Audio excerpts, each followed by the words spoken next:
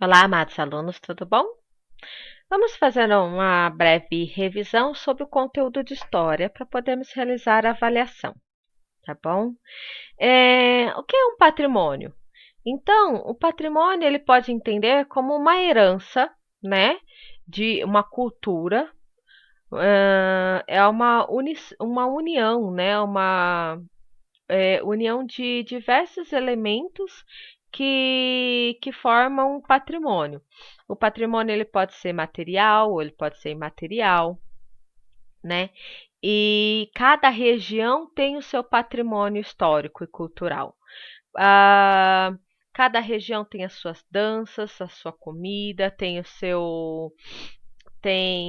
seus monumentos históricos, pode ser regiões, pode falo de região de cidade, estado, países, tá ok? Então a palavra patrimônio ela vem de pater mesmo, que vem do grego e significa pai, que a gente entende como um patrimônio realmente algo deixado de pai para filho. Porque quando nós falamos de patrimônio, nós estamos falando de uma herança mesmo dos nossos antepassados, tá? Aqui nós temos, por exemplo, um patrimônio imaterial, que é uma dança, que é um ritmo musical e dança de roda, que é de origem indígena, com misturas africanas e portuguesas. É um patrimônio, só que é um patrimônio imaterial. Por que imaterial?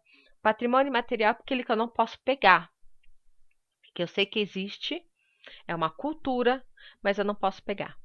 Agora, o patrimônio material eu posso ver, eu posso pegar, né? Posso tocar, que nem estou falando de construções, estou falando sobre estátuas, são patrimônios materiais. Patrimônio histórico ele vai representar tudo aquilo que é um bem material de um povo, que o povo possui e tem muita importância para a nossa história, tá bom? Então, o patrimônio pode ser natural, móvel ou imóvel. Então, ele representa uma importante fonte de pesquisa na cultura de cada povo. Esses patrimônios eles sofrem ação do tempo, geralmente por estarem expostos em público, e são ruínas, templos, igrejas, praças, centros históricos. Podem carregar uma história tão rica e simbólica que suas estruturas é necessário que sejam conservadas, tá? Existe um órgão de proteção com esse objetivo de preservação dos nossos bens, tá? Patrimônio histórico e artístico. Pela nossa Constituição, ele consiste em um patrimônio histórico e artístico nacional, é o conjunto de bens móveis e imóveis existentes de um país e cuja conservação seja de interesse público, que por sua vinculação aos fatos memoráveis da história do Brasil, ou daquele, no caso, daquele país, que por ser excepcional valor arqueológico e etnográfico, bibliográfico ou artístico. Como nós estamos falando de Constituição, isso refere-se à Constituição brasileira, tá ok? O nosso patrimônio cultural, histórico e cultural também tem bastante importância na memória, tá? É uma riqueza cultural para o nosso povo, ou seja, para o povo brasileiro. E os patrimônios materiais são físicos, palpáveis, concretos, que sofrem ação do tempo, assim como patrimônios históricos. Já os patrimônios culturais imateriais fazem parte do que pode se chamar inatingível, por não ser palpável. São os saberes, os costumes, as danças, as lendas, os contos, as músicas, tradições, como eu já expliquei anteriormente. Aqui, ó, nós temos um patrimônio material, de cultura material, que tem o prédio da alfândega lá em Manaus, né, no Amazonas. E nós temos uma cultura, um exemplo de uma cultura imaterial, que é o frevo, lá em Pernambuco.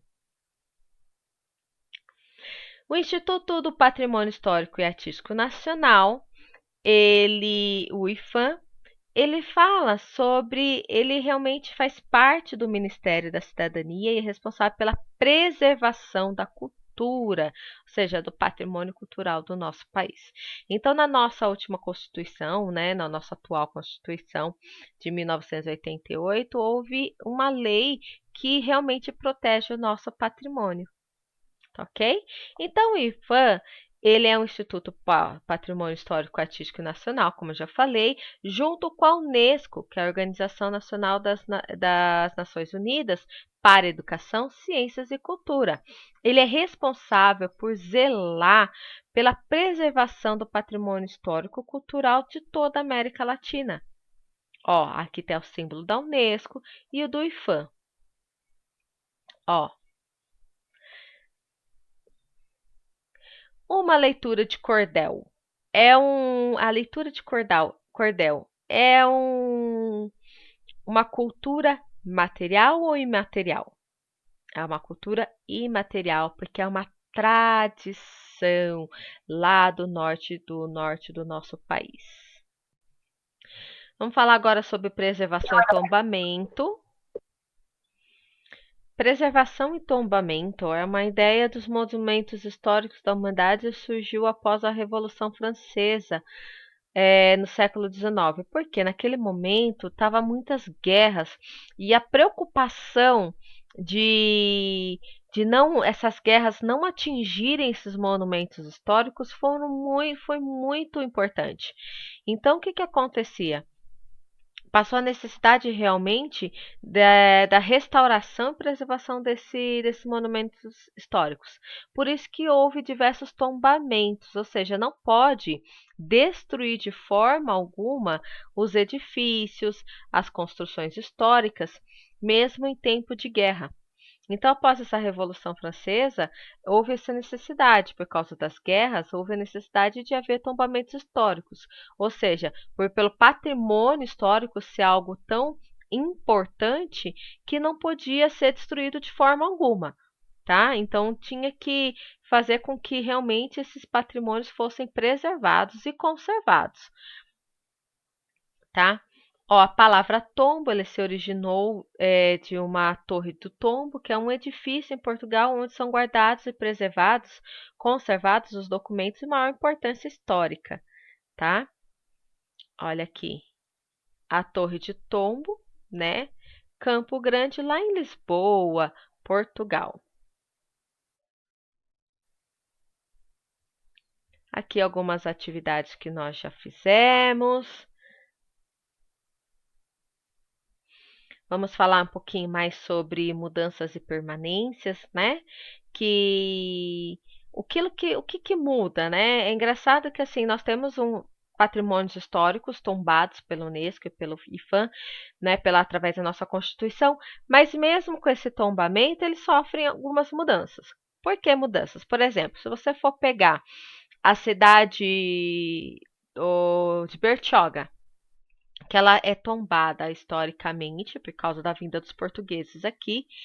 E assim, você vai ver as primeiras fotos, as primeiras imagens que foram tiradas, né? Por exemplo, de Bertioga e hoje. Quais são as mudanças? Lá nós encontramos ainda o forte, mas tem outras construções que não são históricas, mas assim, tem outras construções junto com as construções históricas.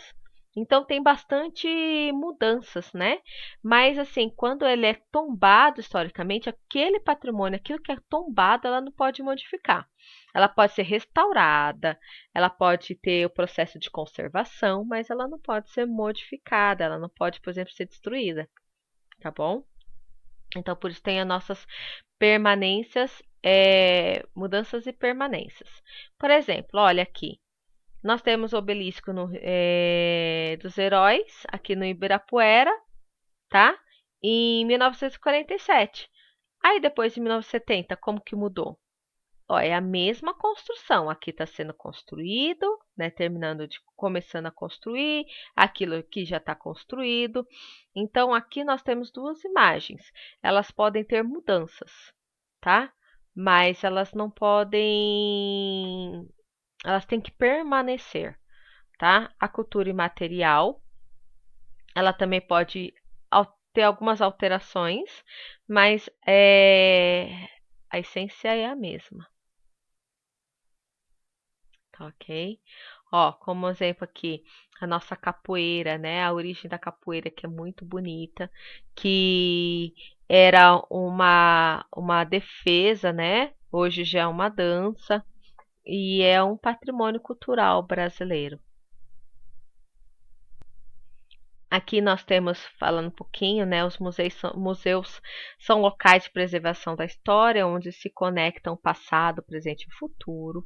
Nós temos, assim, os museus são responsáveis pela disseminação das informações culturais e são realmente locais livres, educativos, tá? Tem a missão de preservar a nossa história, a história do mundo, né?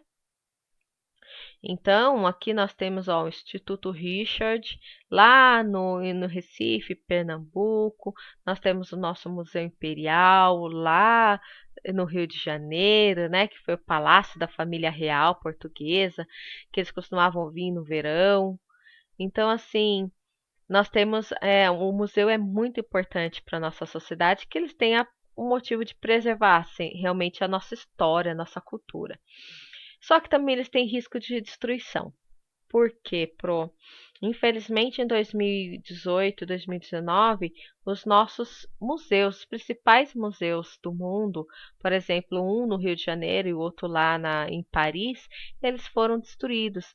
E muitas mais da nossa cultura, sabe? Valores foram destruídos junto com esses incêndios. Então, assim, foram se perdidos muitos detalhes históricos. O que é bom é que tem nossos livros, nós temos bastantes livros, nós temos fotos, nós temos imagens. Então, assim, isso preserva a nossa cultura, né? Porque já aconteceu, mesmo tendo sido perdidas, infelizmente, destruídas, mas a gente ainda tem relatos, né? Nós temos imagens e a nossa tecnologia faz com que permaneça, nós possamos assim ainda ter contatos com essa cultura, com aquilo que foi perdido por causa dessa destruição dos museus.